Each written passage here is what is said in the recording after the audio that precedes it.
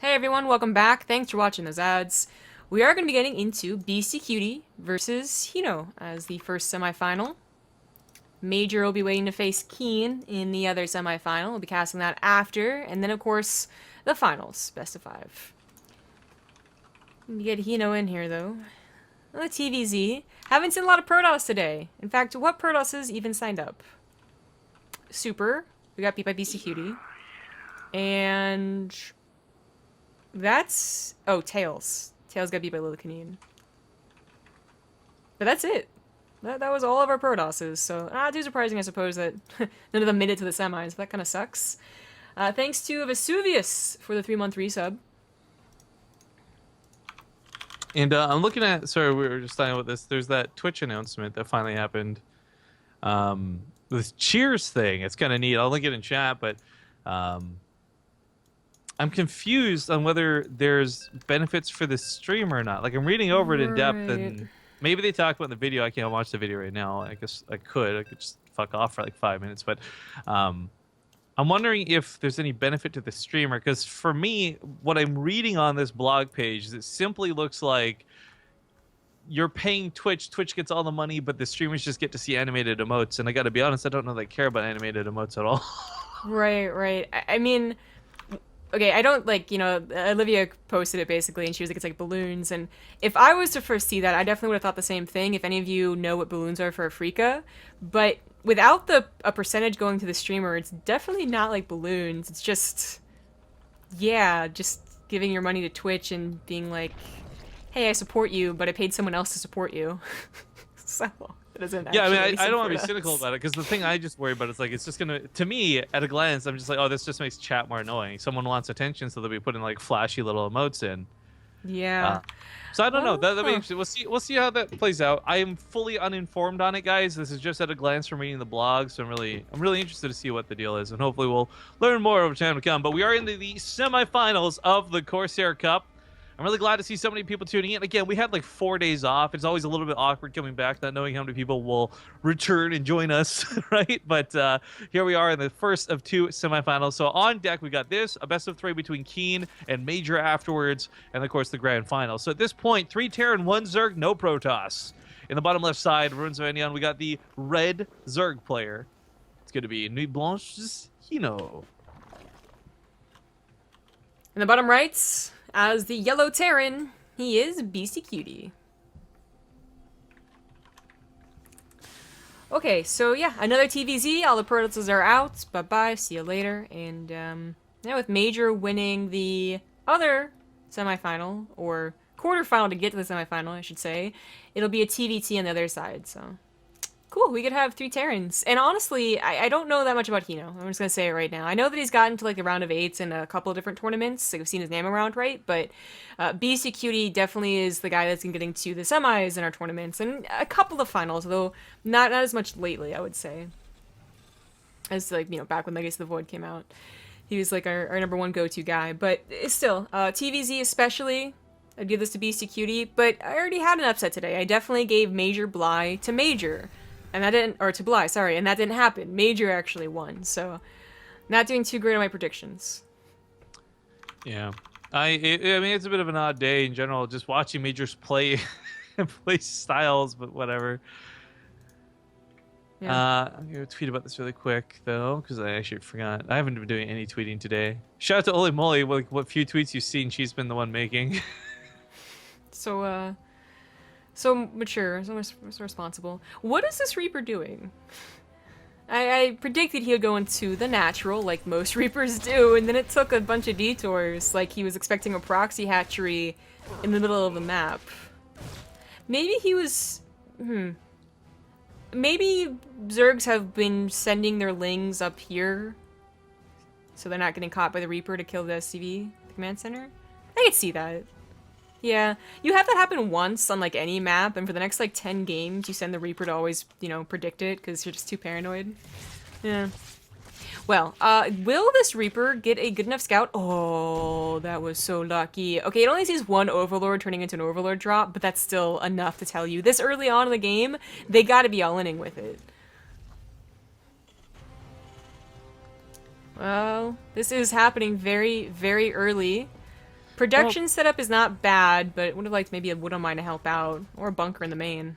So what's interesting is like hinO is a player that we don't know a whole hell of a lot. We're very familiar with Beasty and Major and Keen and everyone else. So for us, this is a little unexpected. But for Beasty, is this also unexpected? He really doesn't see this coming. He saw the Overlord turn into an Overlord drop, but maybe he wasn't thinking really clearly about it, or maybe he really thinks this is enough. I'm not sure. I mean, lately we've been seeing very clean holds with very limited amounts of units, so we'll see. The Marines, they try and be surrounded by the Lings, but they actually do it in the bunker. That bunker is actually really sweet. Yeah. He takes out all the Lings. Without that, it's just Queens on the high ground, and those don't matter for much. The SCVs surround. That tank hasn't even been touched through this. And Beasty, he's losing a lot of SCVs. Like, he's holding this, but the question is, will the damage be recoverable? I really wonder about... Okay, so at the end of the day, the amount of units Beastyqt ended up getting obviously was enough. Like, okay, good job on that. But I wonder if just a single bunker on the high ground would have made it, like, half the SCV losses, you know? Because 23 is actually pretty good. When you consider that Beastyqt's only on 2 bases, I would still say, like, 30 would be better. I think hinO's actually winning at that point, but... We'll see how this goes. He's actually getting a supply blocked, and even worse, he's about to be in the red. He's not building any more Overlords. hinO, please. Okay, One's not going to cut it.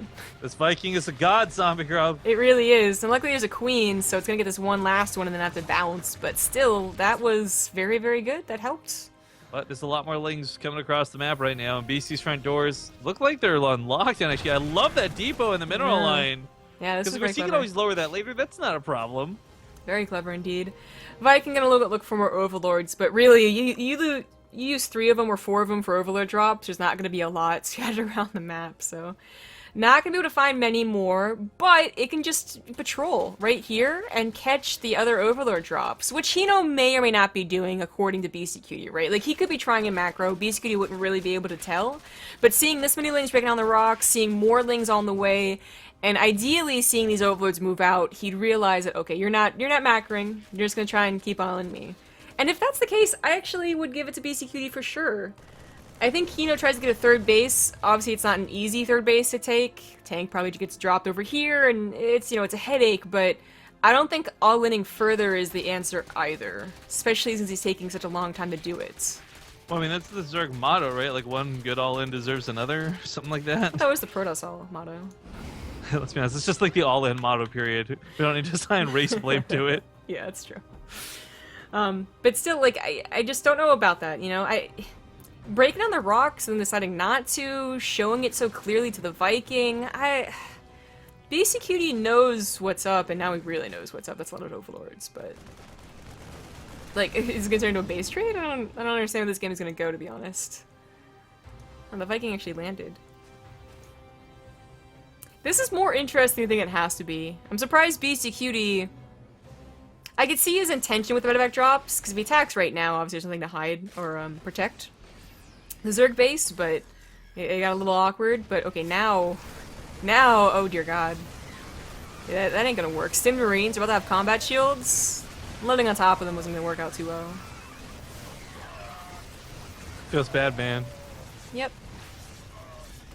Well, for BC, I gotta say, like, for someone who dipped down to like 18 workers, now he sits on top of 33, recovering off this attack very easily. And while the continued all-in was an interesting attempt, actually, these things start getting some damage done, but this was so much thrown away from hinO once again. Like, even if he kills all the SCVs in the natural, BC's left with this really big army that can probably just counterattack. 2 drops worth easily. Yeah, that definitely didn't do enough damage.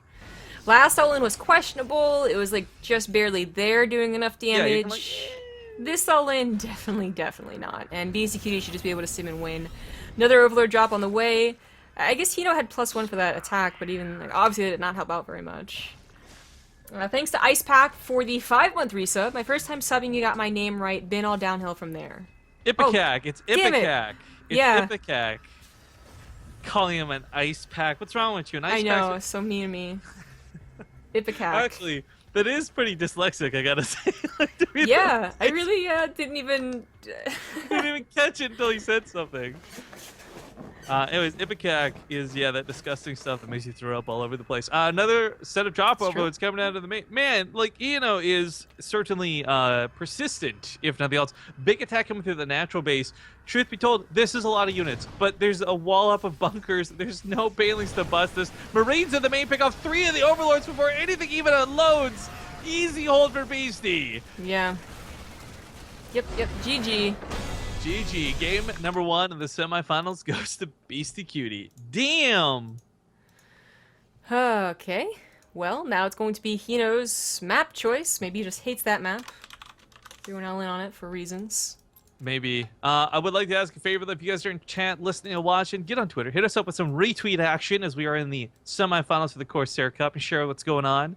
Because, of course, 3 Terrans, 1 Zerg all lead to that finals, and whether it's a TvT or TvZ, at this rate looking like a TvT, we'll see how it plays out. The 3 remaining Terrans, though, I find really interesting. Beasty has kind of been like the on-off king of European Terran, right? You had Beyond. Like, this was like the greatest compliment any Terran player could have. Beyond saying that he was studying Beasty's VODs at the start of Legacy of the Void, right? Like, Beasty was so proud of it. He puts it in his stream, for goodness sake. But in all seriousness, like, Beasty on this half of the bracket versus either Major or Keen would make for an excellent TvT finals. Not to count hinO out just yet, but that first game was not looking strong for him. No, it really wasn't. I guess he's also a little confused on the format. I do remember seeing his name quite often, but maybe not in Corsair Cups. What's there to be confused about? It's a best of 3. He's like, winner has a veto? I was like... No.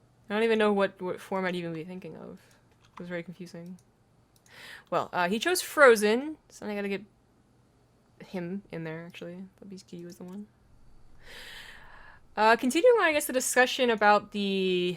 I want to call them balloons, now that I have that in my mind. Oh, the cheers? Or the bits cheers, yes. Apparently, a big reason they're hoping to use this is that it'll stop chargebacks.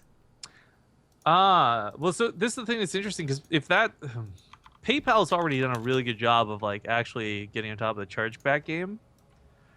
For those who don't know, like, PayPal, there was a recent thing. Actually, I'm surprised if you don't know about this, because it's famously now on the internet infamous. This kid donated like $50,000 worth of trolling across many streamers, and PayPal said, "Nope, fuck you. You have to pay that." Yeah. Because he tried to charge it all back, type thing. So, I don't know. PayPal's doing better with the chargeback. I think it's just extra hype, and it's kind of cool. It's an extra revenue stream for Twitch. I know from speaking to several people at Twitch, they really want to get away from the model of having to use commercials. Like, the idea is that if you can monetize your stream in a way that you don't have to rely on ads at all, that would be their perfect world. But ads are such a big part of the internet, and I think a lot of people are starting to realize how inefficient and ineffective they can be.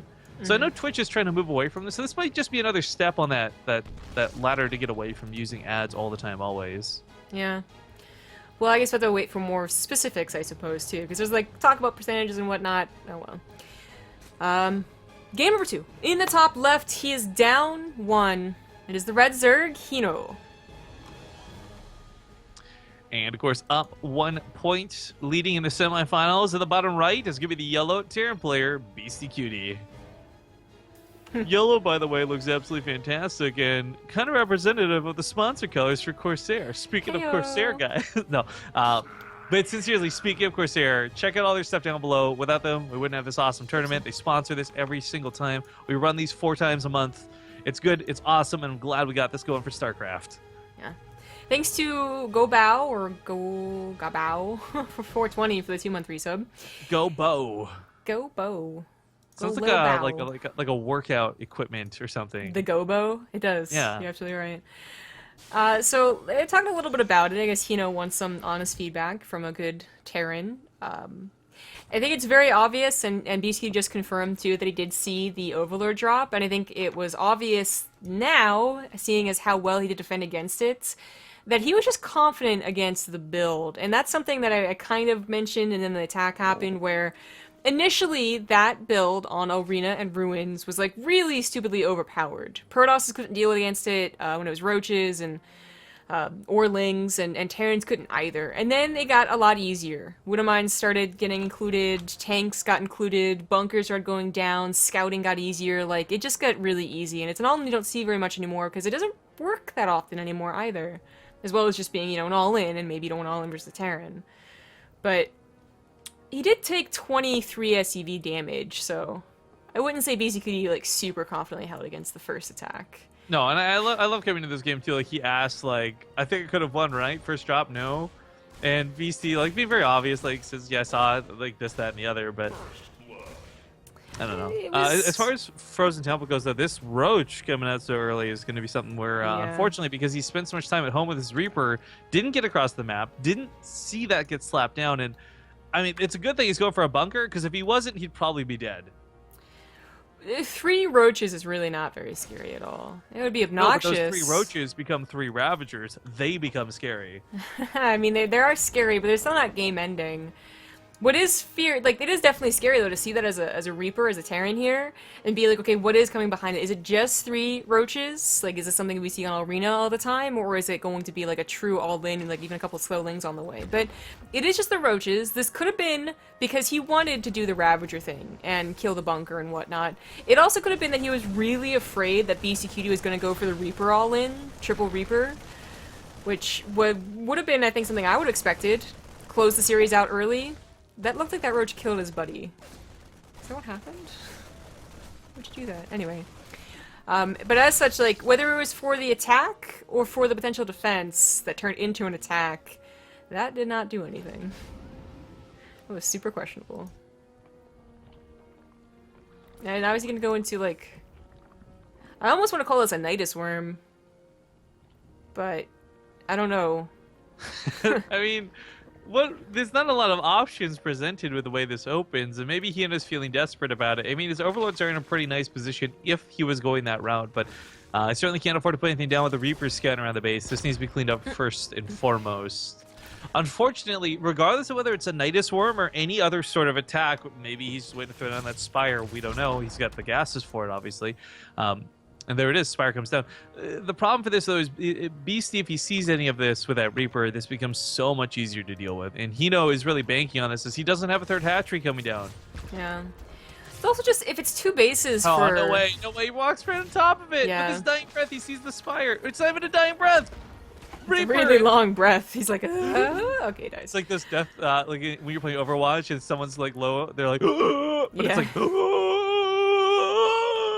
it just keeps going on, and you're like, okay. Regardless, Spire scouted, big deal for Beastie. Now he knows that he might need a turret or two, but most importantly, he knows that he's got a timing he can hit. Mutas are expensive. There's not going to be a lot in the field, and as he pushes out, there's not going to be anything to stop him for some time. And if there is anything to stop him, then it's taken away from the gas and the minerals available for Mutas. So, in a way, indirectly dealing with said Mutas. Yeah, I was gonna say, even without the scout onto the Spire directly, like, Beastyqt knows he's in a very good position, and the 2 bases, staying on 2 bases for so long would have been suspicious for A or B or C option anyway. And as long as his medevacs were at a decent time, and obviously they are, he wouldn't really have to be afraid. Even with a super fast Spire follow-up, and that Lair follow-up, Mutas still aren't out to defend against this, and he actually gets away after dealing minimal amount of damage. But of course, you know, he gets some turrets and stuff too. I just feel like 8 Mutas is going to be... We watched how badly Mutas get wrecked by Liberators in that series with Major just recently. Like, it's not going to be too different here either. Like, those Mutas are just going to pop off. Yeah. I really wonder about the follow-up of Mutas. I guess he really wanted to take some control back, because Roaches really don't give you that unless their attack earlier on works, and you make the Terran really afraid. But with the way he just gave away those 3 Roaches, yeah, Beastyqt was never gonna be afraid. Oh, no. And Mutas could try and pin a Terran back in ways that Roaches otherwise couldn't, but that is not happening. Uno Mines deal pretty good damage. Muta count not that high to begin with anyway. 8 is not very scary count. I mean, hell, even 15's not really as scary as it used to be, because ideally by then you have a couple Liberators out. And Beastyqt, by the way, is like so not worried about these Mutas. He's not even making Liberators. He's like, yeah, whatever. Yeah, okay, do your thing. Sure. He's about to attack, I think, once he has 4 medevacs. Third base just finishing up. Got a decent drone count. Not a very good army, though. We're just picking up a couple units here and there. Really nothing too scary. +1 weapons makes these Marines more than capable of fighting them. Yeah. Guess he only had 1 Jiren Bay for a long time. Yeah. I mean, some jokes been made in chat here about like Beasty just toying around with hinO, and that's not necessarily the case. He's actually taking the Muta threat somewhat seriously, so not looking to split his forces too thin and not willing to just walk into a wall of like corrosive biles or roaches. So moving on slowly, steadily, and carefully. This is what's going to make so we can actually win this game. That's still perhaps a little bit of an overreaction, but want to try and catch the Mutas if at all possible. Those Corsair biles do come down, but they miss just about everything, so that tank gets in here pretty easily. Widowmines also set themselves down, so if the Mutas skimming for the backside, they're going to take a nasty mouthful of Widowmine. This looks to be a game-ending push here. Widowmine's still not popped off. Corsair biles missing. Tank's still alive too, and the Mutas, oh, they directly engage. That ain't gonna work. Ooh. They get picked up pretty quick. That wasn't tank that bad. does go down. The Corsair biles aren't bad for hits, but hinO still doesn't have a lot of army left, and the Marines just got to stim in, win in, running around.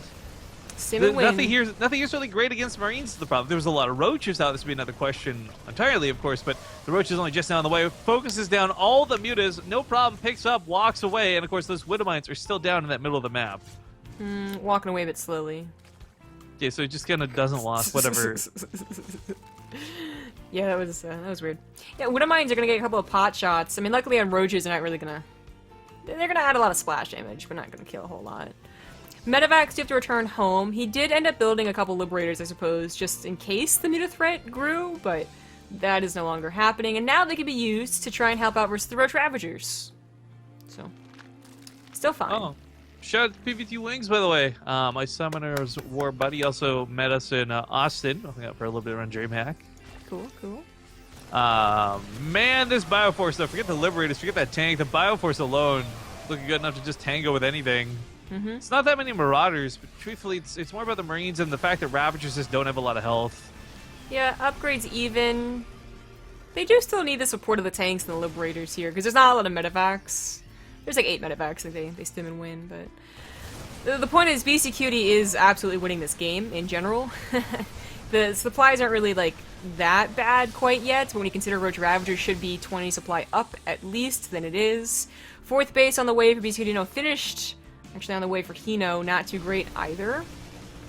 70 drones is fine, but actually not even... Yeah, stopped mining off of this 3rd base entirely. You should probably go back. Ah, well. Last fight going down here, and maybe Beastyqt will be pushed back once again. Back into the tanks, though. He's trying to hold on. hinO's trying his best. He's almost got it. But the rally is now pretty strong. Not exactly a huge map, Frozen Temple. And upgrades finally on the way too for Beastyqt. Was waiting on those for a little while. hinO, of course, can't afford his Hutu upgrades. And there we are. GG.